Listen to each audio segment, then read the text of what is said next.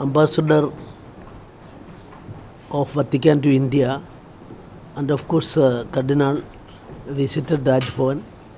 We interacted and talked with respect to many common things, and that's good relation, and they're always cooperating with me.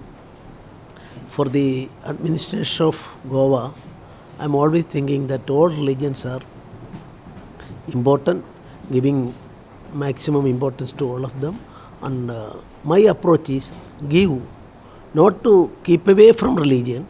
Religion represents Dharma, and Dharma should prevail over the other things, and in that way better you promote the dharmic organizations like all religions equally.